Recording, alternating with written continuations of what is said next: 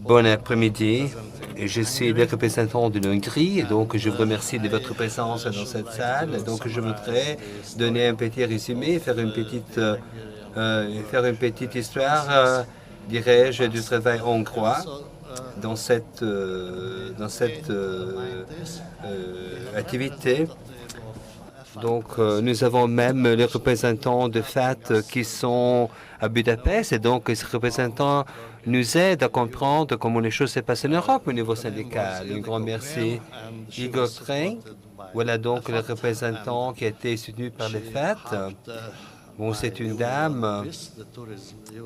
Elle s'occupe justement des activités touristiques à Budapest avec une activité conjointe avec même d'autres collaborateurs en ce qui concerne les propres de la Constitution du C. Nous avons même, nous avons donc, la participation dans Eurocampus. En l'an 2004, donc l'Hongrie est devenue donc membre officiel de l'Union européenne. Après cette date, 2004, donc en ce qui est de l'Hongrie, donc il y a eu de grosses surprises parce que l'observatoire n'a été pas plus disponible pour l'Hongrie. Donc, il y a donc la cessation de la fonction de l'observatoire européen. Et donc, nous sommes à la fin de cette idée d'avoir donc la présence de membres au sein du forum de consultation. Nous avons parlé même d'autres campagnes justement de franchising et de franchise, donc qui n'ont pas le droit donc d'intervenir au niveau de ces travaux. Maintenant, nous avons, dirais-je, cette entreprise transnationale qui est tout à fait opérante en Hongrie. Mais nous n'avons pas de représentants hongrois en ce qui concerne le comité d'entreprise européen, indépendamment de ce que vous voyez dans la diapositive. Nous avons ma société avec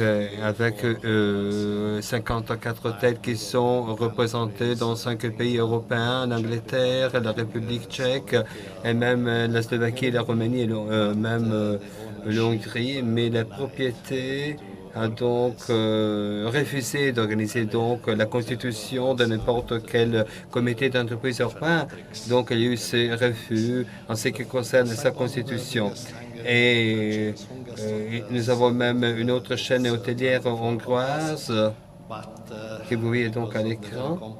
Mais en raison justement de la propriété tout à fait compliquée, ça n'a pas été possible de bien organiser donc la constitution, la représentation des employés au niveau de ces... Et donc, Sodexo, c'est la seule société européenne qui a donc de membres syndicaux qui sont représentés au niveau du comité européen d'entreprise.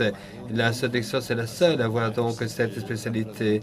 Parfois, nous avons même les représentants de Sodexo qui vont délivrer des présentations même par rapport à ces projets. Et après, nous avons Junior, qui est la deuxième société la plus grande, mais ici, au niveau des unions, nous n'avons pas d'activité. EURES et Compass, ils sont sortis de l'Hongrie, ça fait déjà des années, à la fin des années 80. Ils sont revenus en Hongrie, ça fait déjà 2-3 ans, avec un modèle tout à fait nouveau. Mais les représentants syndicats sont toujours faibles, au mieux. Ça n'existe pas du tout. Les problèmes les plus importants que nous avons en Hongrie, à cause du changement de direction, nous avons ces gros problèmes. Donc, tout le monde sait que la chaîne hôtelière Hilton, donc, elle a été donc relevée par Blackstar, ça fait déjà 2 ans. Et d'après donc l'installation des nouveaux propriétaires, donc le CE a complètement disparu. Donc c'est une chose tout à fait regrettable. Et après, nous avons accord. Donc c'est un problème tout à fait spécial en Hongrie. Le Conseil travaille très bien. Le comité, dirais-je, européen travaille plutôt bien. Mais l'histoire avec les syndicats n'est pas des meilleures. Et l'accord, donc cette société a été relevée justement par une autre société avec beaucoup d'argent qui a été donc utilisé. Voilà donc que ceci a donné lieu donc à la disparition de notre union, de notre syndicat. Et nous avons tâché donc de remettre sur pied nos rapports, nos relations avec les soutiens justement des gens du Fonds monétaire international qui ont visité la Hongrie. Ils sont venus 3 fois en Hongrie, mais c'était une histoire tout à fait difficile à gérer d'après donc la présence de représentants syndicaux européens hongrois. Nous avons même Intercontinental qui a été relevé par une société tout à fait secrète et nous n'avons pas d'informations. Nous ne connaissons pas donc la direction. C'est une situation tout à fait étrange. Corinthia a tâché donc de constituer, d'établir et de créer un comité d'entreprise européen, Corinthia, dont le siège est à Malte. Mais malgré la tentative de constituer l'EC, donc il y a eu un refus de la part de la direction. Donc il y a eu des problèmes justement de constitution. Nos collègues ont toujours tâché de constituer un comité d'entreprise européen, mais la direction a complètement refusé sa constitution. Donc, une chose est tout à fait regrettable, mais c'est comme ça. Donc, la situation est pareille à celle que nos collègues turcs viennent de nous dire, de nous expliquer. Donc, nous voyons qu'il y a des entraves, il y a des obstacles qui démontrent pourquoi nous n'avons pas réussi à constituer l'essai en Hongrie.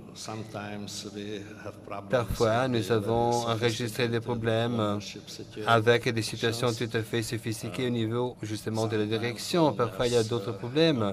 Les patrons ou les propriétaires ont carrément refusé la constitution de l'essai en raison de conditions de travail, de marché de travail tout à fait compliquées, difficiles, dirais-je, à dégager.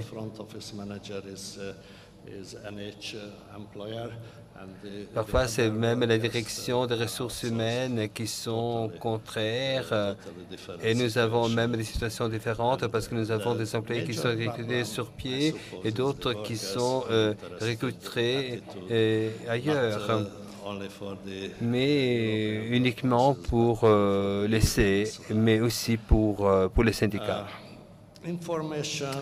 Pour l'information et la consultation, je pense que nous avons besoin justement d'une charpente légale. La charpente existe, c'est là, se porte bien. Nous avons la législation en ce qui concerne la législation en la matière du monde du travail qui est tout à fait efficace. Vous pouvez contrôler justement même la législation sur l'Internet et tous les citoyens peuvent s'enregistrer, parce que nous avons un site avec des portails qui sont tout à fait publics organisés par le gouvernement. Donc, vous pouvez vous enregistrer et donc contrôler la situation législative au niveau de la société dans laquelle vous travaillez. Voilà donc mon histoire en ce qui concerne la Hongrie.